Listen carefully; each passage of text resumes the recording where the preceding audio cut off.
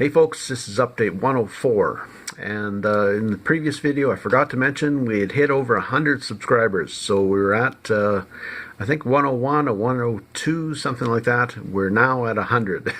So we've lost a couple already.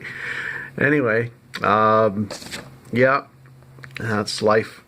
But at 100 subscribers, I believe we can now go live if we want. So we can do lives.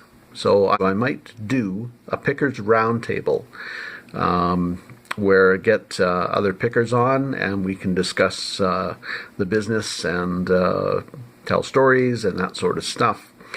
So that's something I'd like to do. So if you're interested in that, leave a comment below and mention that you'd like to see that, or what you'd like to see on live, whether it be just kind of a coffee session, a BS session, or whatever, or interview, or what. Anyway, so we'll talk to you all later, which is actually in a few seconds. So yeah. So it is Wednesday now, and I have to drive out to Boissevain, Manitoba, and pick up my auction purchases from their last auction, and maybe make a stop here or there, but mainly I'm going out to pick up the auction stuff. So what the next clip will be showing you all the cool stuff I've picked up at that auction. So enjoy. So here's some of the stuff I picked up. And oh yes, I shaved and got a haircut. So much for continuity in the video, but anyway, it's real life. So, I did hit a thrift and picked up a pair of Air Canada cufflinks. That's what that logo is Air Canada, if you ever come across it. The maple leaf. So some pilot's cufflinks, and that was about it, other than these ugly things. These paper mache-ish type statues. No, they're not collectible as far as I'm concerned anyway. But I've always wanted to do something with these. When I was in Puerto Vallarta, they told us not to buy them because they're not going to be allowed on the airplane. But obviously they did get back. Lots of them got back because I see them everywhere. And I've been waiting for a pair to pop up cheap enough to do something with them. They told us not to buy them because they dip them in kerosene down in Mexico, is where they're made. And they dip them in kerosene to get them looking like this, to give them kind of an aged look. So they weren't allowed on the airplane, supposedly, although I did see some being taken back and such. But so these souvenir things, like I said, were dipped in kerosene, and obviously I think used some glues and that sort of stuff, and who knows what they were used for. But I want to see how flammable they are. So I suspect most of the kerosene is long since evaporated, but I want to give it a shot as to see how fast they go up in flames. So anyway, yeah, so they're, I don't know how toxic they are. We're going to give them a shot burning them outside, not in this video, but all on its own, and we'll see whether they give off black smoke or white smoke or what happens with them. So I'm going to go a little bit pyro and burn them at some point. So keep watch for that video, and we'll see how they go. Oh, I figured we'd do the unboxing in the store. So here we go. This is what we picked up from the auction. A gold standard baking powder tin. I guess it would help if you could see it. There it is there. And this one was from Codville Company in Winnipeg. Kind of a nice size as well. That should be a fairly quick sale, I think. And as you can see, there's a light fixture in there, which we will get to. Apparently they packed the bulbs up nicely. Give those to the thrift shop. Now,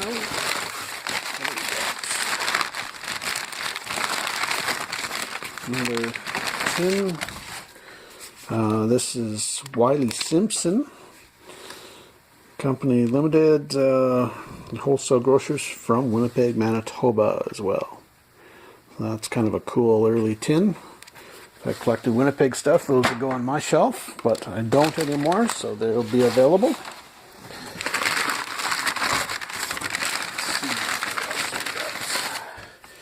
And this regular blue ribbon powder tin, probably teens or 20s, I suspect.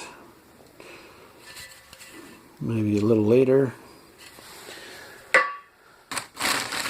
You can tell that by the style of lid, and that it's a slip-on type rather than the type that inserts into the top. But there it is. If you ever get a lid that's on crooked like that, pop it on straight if you can, and then it should come off without too much of a problem. Usually with a bit of a twist and a pull, it'll come off. So, there we go. And the next surprise out of the box is just a blue ribbon square tin. Actually, it's cardboard, and it's got cinnamon in it, apparently. And we've got another blue ribbon baking powder, and this is a later one, probably a 30s one, with the press-in lid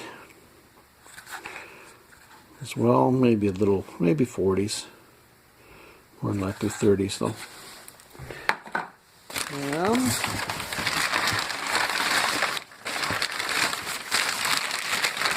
And another blue ribbon. These are probably some of the more common tins, these blue ribbon tins, but they do display well. They're kind of a cool can anyway. And this one's a one out of Toronto, Winnipeg, Vancouver.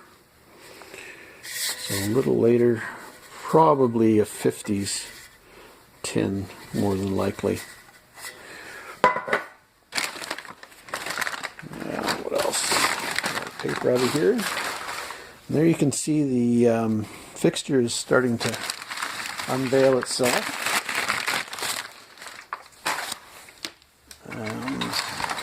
Here's the fixture. Why don't we pull this up so you can see? Anyway, there it is. And it has some shades that come with it, which I'll show you in a moment. But kind of a nice fixture. Comes with slide glass shades, I believe, or some sort of shades.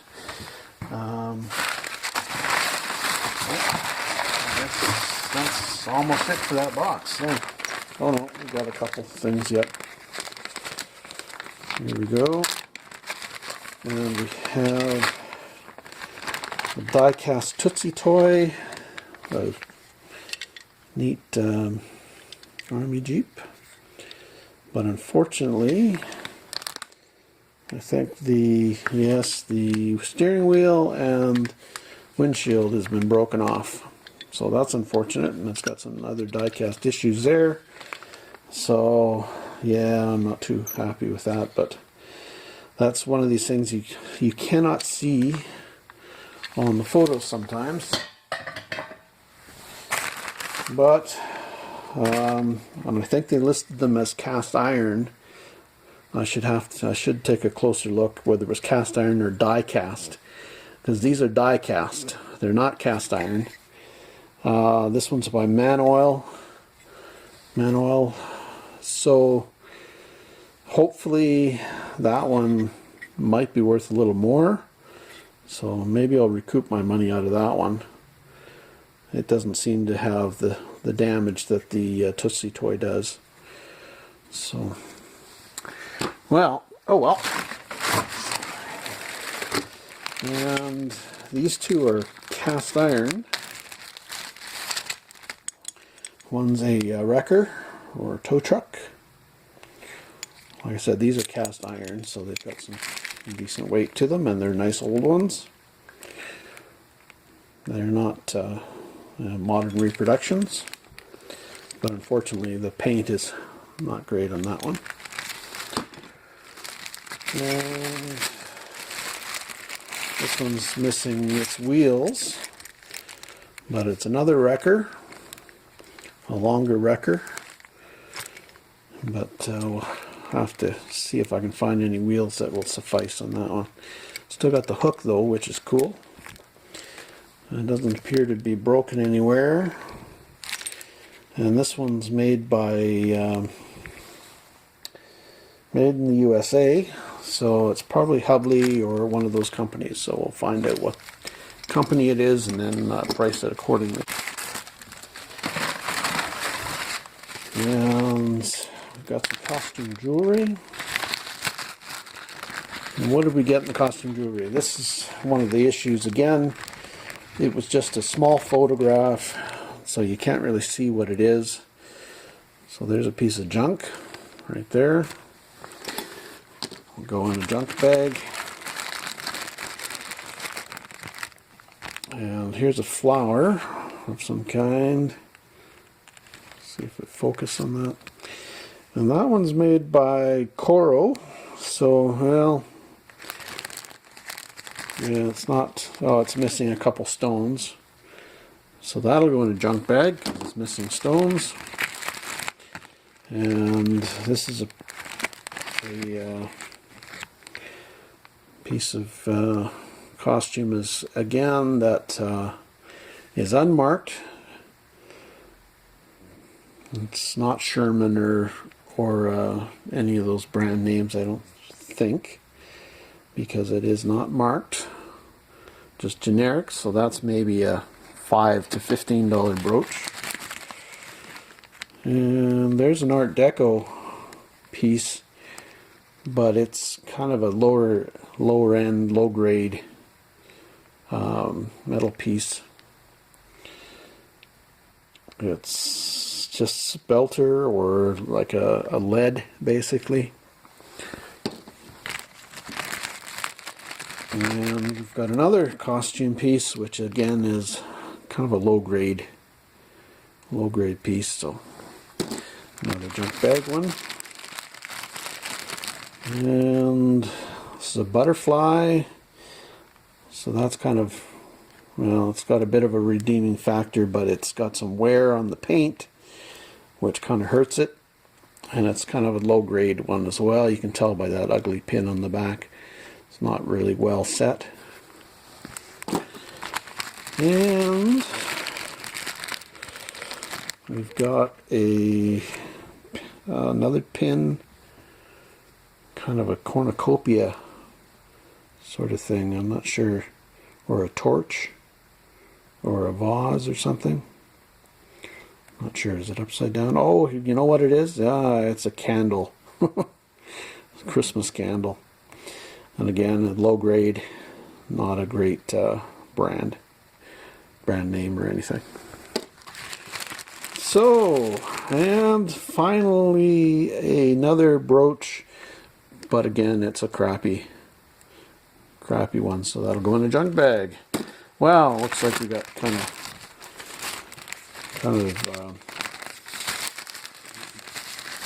here, what do we got?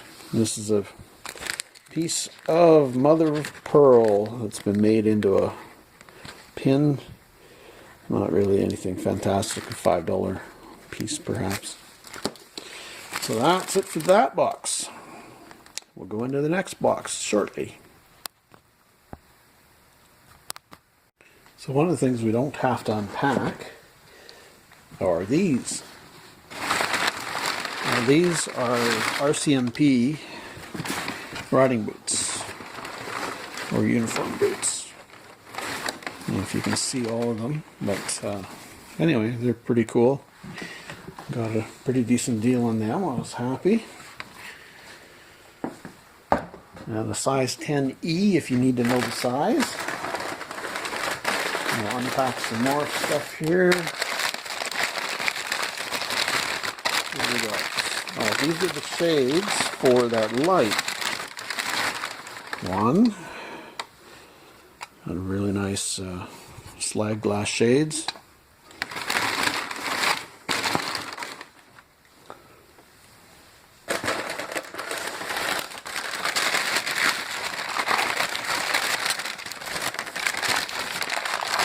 We've got number 2. Again, quite nice, decent condition.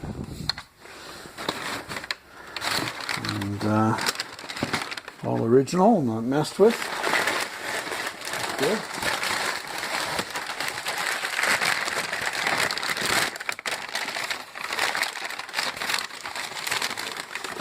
Number 3. Let's see if they all survived. It looks like that one's alright. Now number 4. What's number 4 like? Am I going to have to replace it? Nope. We're alright. All 4 are intact. So don't have to worry about that. Got a nice complete fixture to sell. Woohoo! Good. Okay. And what do we got next?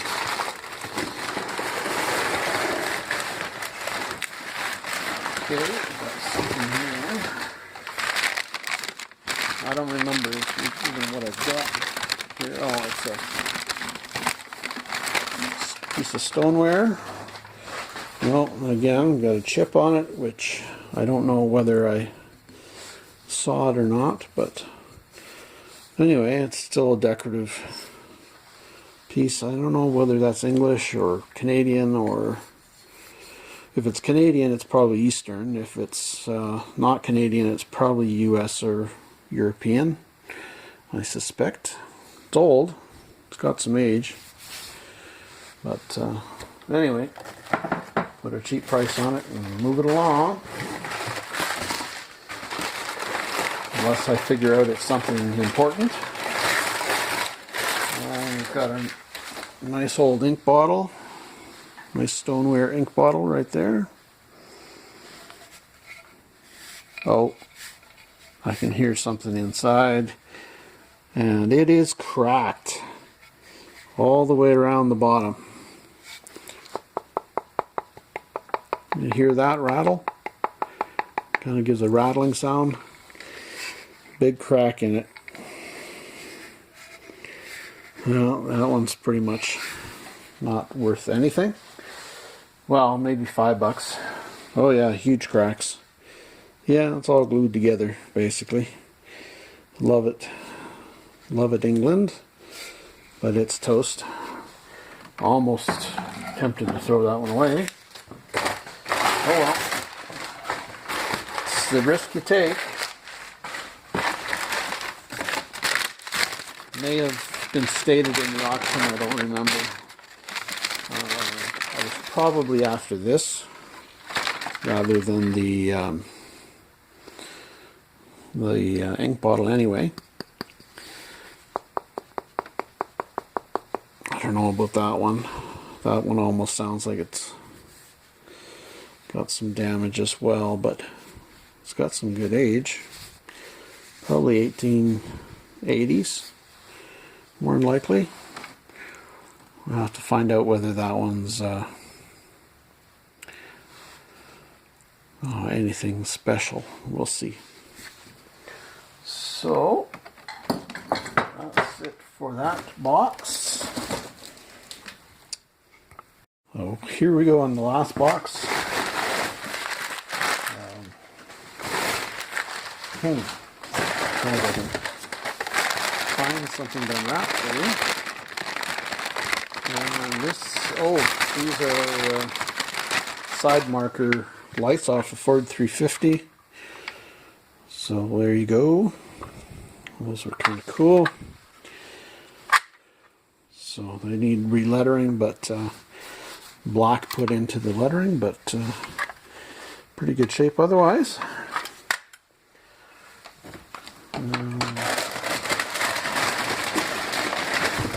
Got a little pocket ledger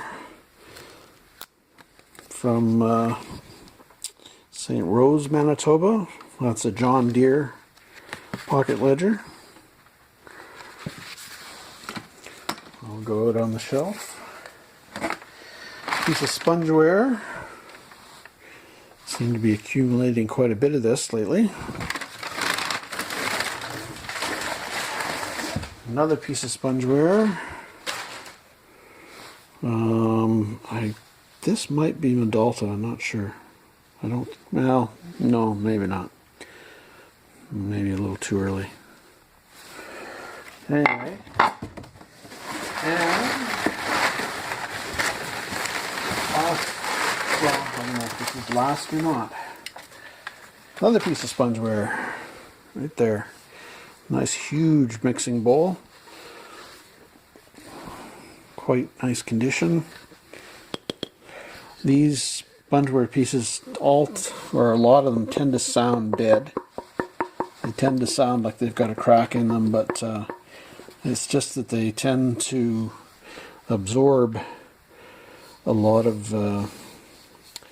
dough and that sort of stuff, oils and the like. This one's just heavily crazed. It doesn't appear to be cracked, although it does have a chip on the base, sadly, which I don't think was mentioned in the auction, but what can you do if you can't inspect it? That would have meant driving another hour to inspect the items, but oh well. So that looks like about it for the unboxing. So that's all, and we'll wrap it up there. Happy picking, safe picking. Take care.